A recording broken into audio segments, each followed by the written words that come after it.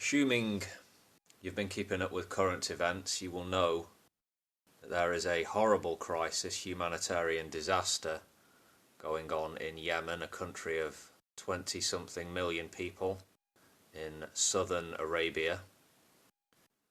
We have a civil war between forces loyal to President Mansour Hadi, who Saudi Arabia backs and has been supporting with airstrikes, which have been killing and maiming many Yemeni civilians. The Shia rebellion in Yemen started back in 2004, the Sada War. The Sunni government have been fighting the Houthi rebels for a long time in what is the poorest Arab country. The rebels took the capital in 2014, seized the presidential palace in January 2015. Hadi resigned, fled to Aden, then rescinded his resignation, calling the takeover a coup d'etat. He then fled to Saudi Arabia before returning to Aden later in the year. Houthi, officially Ansar Allah, meaning supporters of God. They are backed, their regime is supported by Iran and other Shia groups. Sunni Arabs do not want a Shia-controlled country emerging in this part of the world, right on Saudi Arabia's doorstep. Yemen's problems are made worse because of the fact that Al-Qaeda and Islamic State group have gained significant footholds in the country. Whatever else it may be, this is a sectarian war, sectarian battlefield.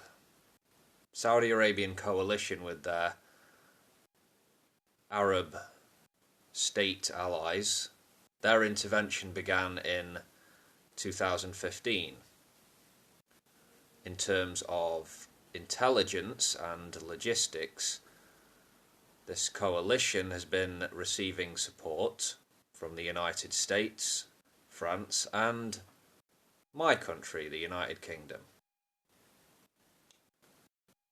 Why do we support a reprehensible regime like that of Saudi Arabia's? Why?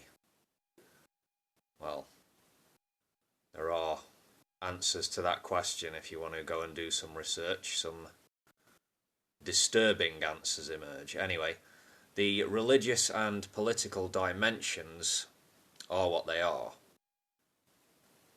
How do I see it? From the outside looking in as an ignorant Westerner, I see various groups of thugs, murderers and religious fanatics battling for power in the region with an almost complete disregard for human life.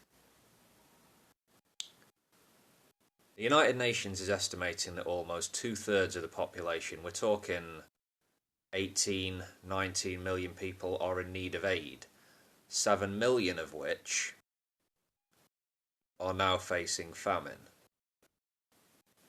To put that in perspective, that's more human beings than the entire population of Libya are on the brink right now as I speak. Many horrendous images of carnage, war, starvation have been coming through the media. This hideous conflict continues. Like Syria, Yemen is now looked at as a battlefield.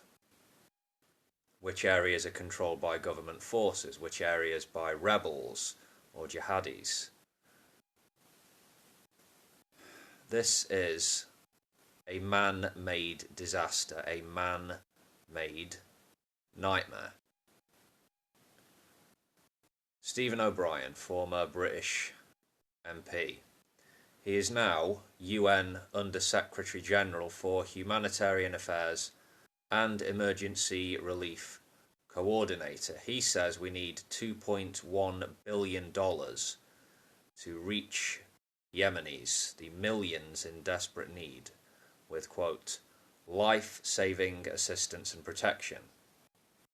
That's the figure needed in this year. $2.1 billion.